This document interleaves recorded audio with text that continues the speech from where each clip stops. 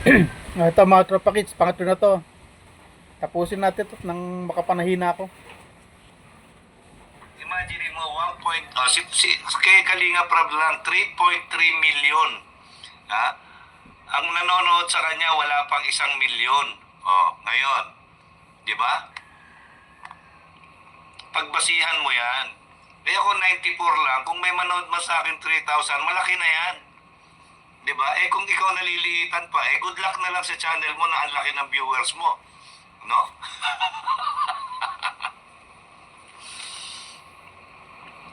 Kuya, ang gwapo mo ngayon ha. Malaki nga yung eye bags ko. Tingnan mo. Ayan. Kasi napupuyat ako kakalive ay.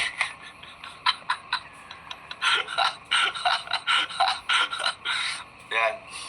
Kahit naman pagbali-baligtaran mo, kahit mas matanda, actually, hindi naman kami nagkakalayo ng edad niyan. Hindi naman ako umukha niya kamukhang desperado sa buhay. Wala na, dinala na sa views. Walang kwenta. Tapos, hindi naman daw malayo edad niya sa akin. Sabihin mo kasi kung ilang taong ka, hindi yung panghulay mo ko. Kung hindi malayo, edi 59 and 3/4 ka. Ewan ko sa'yo. Tapos, hindi pala malayo edad natin eh. Kung makamatandang bakla ka. Kung makamatanda ka eh, yung pala eh, hindi pala malayo edad mo sa atin. Sa akin. Ay pa kasi aminin edad mo. Palibasa, pati yung edad niya itinatago. Yeah. Baka mamaya eh, ano na yan, 59 and 3/4 na yan. Magsi-senior na rin. Hindi mainam. Success. Pero huwag kang masyadong makalait naman kanor. Tama, nagka-eyebag. Kala live daw.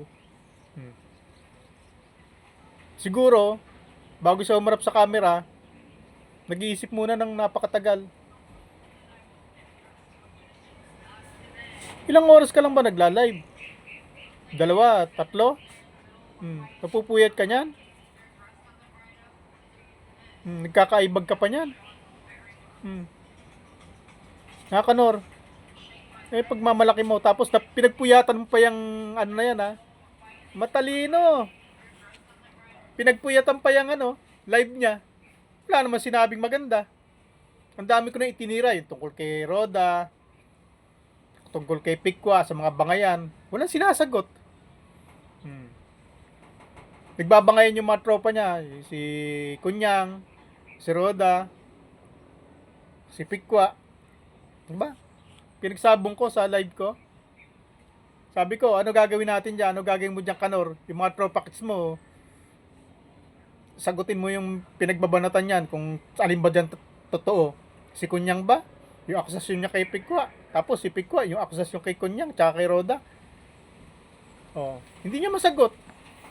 Dinadala ako sa views. Ewan ko sa'yo, Kanor. Bagay, may ano din to. Ay, talagang tablan. Ang kapal kasi ng mukha nito. Tingnan mo, nanlalaki yung mata niya. Kahit nakasalamin, nanlalaki yung mata niya. Tapos sabi niya, ano daw ako, tingnan mo to, galit na naman to. Oo, umpisa lang. Atensyonado na naman to, magalit na naman to. Ganyan, tawa nga ako ng tawa, paano ako magagalit. Yan.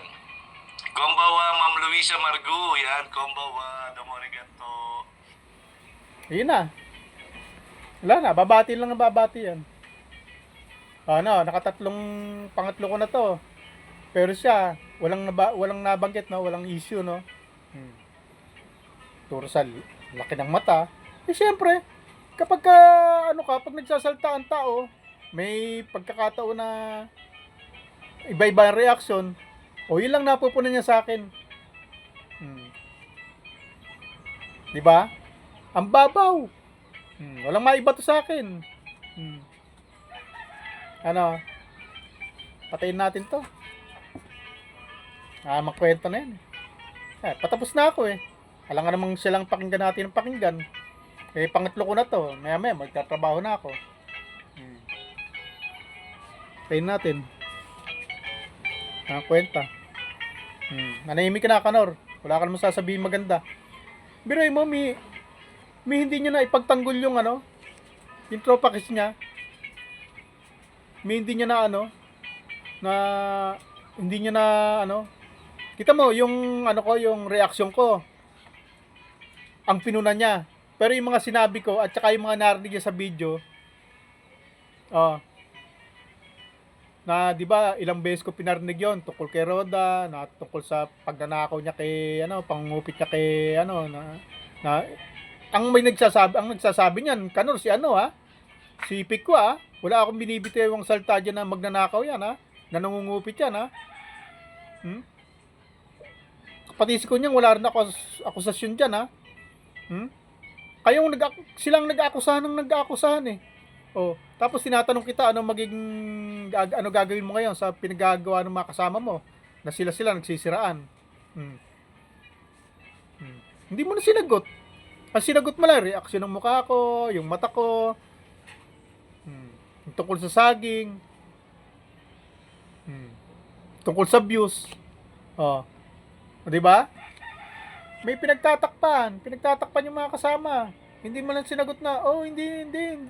Ang totoo diyan si ano, ang totoo diyan si Pikwa. Sinungaling niya si Kunyang. Tapos yung mga akusasyon naman ni Kunyang, dapat, yun naman niya yun. Pagtanggol naman niya yun si Kunyang na, hindi totoo yung akusasyon ni Pikwa kay Kunyang. Ganon. O yung akusasyon ni Pikwa kay Roda, hindi totoo yan. Si Pikwa sinungaling. Gumagawa lang kwento yon. Dapat ganon. Ang dami ko kayang sinabi doon na tungkol sa sa kanila. At si Pikwa yung pinagsalita ko. Kasi hindi naman ako pwede magsalita ng ganyan kasi sila nagkakaalaman sa kali. Sabi ko nga sa inyo, hindi ko naman kilala yung mga yan eh. Sila lang nagbulgaran ng mabaho-baho nila, Kanor eh. Oh. Kaya dapat, yan ang proteksyonan mo. Tropa kids mo yan eh. Ako, poproteksyonan ko rito yung mga tropa kids ko. Tulad na nag-comment ka ng ano, binalahura mo yung isang kasama namin na nag-comment sa'yo ng maayos. Binalahura mo, binanata mo ng kung ano-ano salita. Oh. Ikaw, tinatanong kita, sino totoo doon sa dalawa? Sa tatlo? Sino nagsasabi ng totoo doon? Wala kang sinagot. Dinala mo ako sa views. Dinala mo ako sa saging. Tapos ano pa raw ba? Kanor, lambot mo na ngayon, no? Wala ka nang masabi, no? Pero dati, nung wala pa ako dito, yabang-yabang mo. Lahat na lang kay Reyna, pinakialaman mo. Bahay.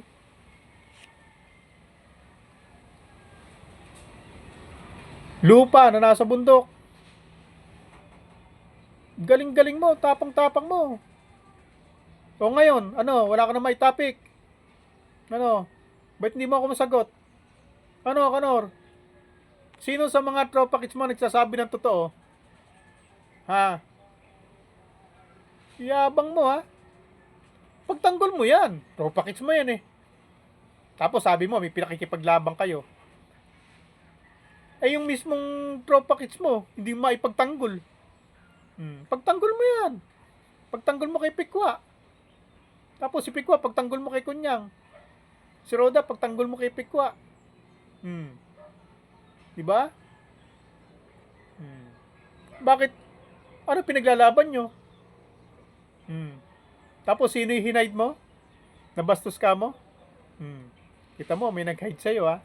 May nag-hide sa'yo. May nag-comment sa'yo, hindi mo sinagot, no? Hindi mo binasa, no? Basta bigla mo lang i-hide. Tapos, sa pagmamadali mong i-hide, sa katarantahan mo, ano nangyari? Nagkamali ka ng pindot. Yung isa na i-hide mo, sa'yo mismo nang galing yan, ha? On record yan. Nandito sa video ko yan, naka-record yung sinabi mo, yung isa na i-hide ko. Nagkamali, sorry. Tamo? Tapos sasabihin mo ko, lalaki mata ko dahil ako ang galit na galit. Eh, siyempre, ang reaksyon, nasa pagsasalta yan. Kapag ka nakakatuwa ang sasabihin ko, di siyempre, tumatawa ako, di ba? Oh. Pag may parte na galit ako, yan, lalaki yung mata ko niyan. Alam nga namang galit na ako eh. Anak ka ng tatay mo. Alam nga namang naninita ako, galit ako. Tapos, cute pa ako. Papipikit-pikit pa ako ng mata. Ano ka naman, Kanor? Saan man ang utak mo? Siyempre, ang sinasabi ng tao, depende sa magiging reaksyon ng ano niya. Magiging reaksyon ng katawan, ng itsura. Kapag ka nakakatuwa, katatawa. Eh ikaw, wala naman nakakatuwa, bigla kang tatawa. Tatatawa ka sa sarili mo, sa sinasabi mo. Wala naman nakakatuwa. Pinipilit mo lang tumawa para hindi maipakita yung tunay na emosyon mo. Yung nandirito mo. Pilit mong pinagtatakpan ng mga tawa-tawa mo. Kaya Kanor. Kaya nga reaksyon eh. Alam bang nagre-reaksyon ka, nakaganyan ka lang. Ano reaksyon yan? Oh, malaki mo to, papalitin mo. Siyempre, may body language yan. Kaya nga reaksyon eh. Hindi kaya marunong reaksyon Kanor eh. Ano, palibasa, hindi ka marunong. Tapos tuturuan pa kami. Ganyan ba, Kanor? Nung binabanata mo bahay ni Reyna, ang galing-galing mo, no? Tapos pumunta lang ako doon, tinira nyo ako ng tinira, no? Kinuyog nyo ako, no? 4 kayo, no? Wala akong kalaban-laban, eh. O nga yun, ano? Ba't nalalambot ka ngayon? Wala ka na may topic. Ba't hindi mo topic ngayon, no? Buo na, maganda na. Topic mo. Paano, may pinagtatakpan ka, no? Ayaw mong makita ng mga viewers na mali yung pinagdadali mo nung araw. Nung hindi pa nagagawa yung bahay ni Reyna, kung baka kwenta ka, gano'n na lang. I-vlog mo ngayon. Yan mo ngayon. Videoan mo. I-topic mo ngayon. Ngayon mo kwentahin. Tapos patunayan mo ngayon sa mga viewers mo na niloko mo nun. I-video mo. Tapos sabihin mo, ito mga katropa kits, ito mga kalods. Ito mga viewers ko, mga supporters ko. Ito na yung bahay ni Reyna, buo na. Ayan, aabot bang 1.5 million, 1.1 million yan. Ngayon mo ganunin. Ano, ba't hindi mo subukan ganunin ngayon? Ipakita mo sila kanila kay buo na, buo na. Ikaw kunyang, sama kay Kanor. Kunyari ka pa, hindi ka nakapunta ron Kanor ha. Sino kasama ni Kunyang nung mag-video? Sinungaling. Kala mo ha. Ano? Diba? Ayan reaksyon. Sinungaling. Ganyan na reaksyon Kanor. Hindi yung sabi ko, sinungaling. Ganyan ka ba Kanor? Sino kasama mo doon? Si Kunyang. Dapat ba ganyan reaksyon? Siyempre hindi. May aksyon yan. Kaya nga reaksyon eh. Mag-aaral ka pa sa akin Kanor. Sa akin ka dumikit. Ano pinagsasabi mo? Yabang-yabang mo. Sa akin kayo dumikit. Pag ganun-ganun ka pa. Eh, hunghang ka naman pala. Alam mo, magre-reaksyon ka. Tapos ngayon, sabihin mo, ano, yabang-yabang mo. Sinungaling ka. Ano, Kanor? Ganito ba ang reaksyon gusto mo? Nililita ko mata ko. Ano, Kanor? Sinungaling ka. Sino kasama ni Kunyang? Ha, Kanor? Ha? Ano ba ako? Nakagat pa nga ako ng manok doon. Ikaw yata yung natuka ng manok doon eh. Ha? Sino yung natuka ng manok? Sino yung pinupog ng langgam? Ganito ba gusto mo reaksyon? Ha, Kanor? Papikit-pikit akong gano'n. Pakit-kit lang. Kanor? Ewan ko sa'yo, Kanor. Sige, ganito reaksyon ko. Ano? Okay na sa yan? Sige, bye-bye.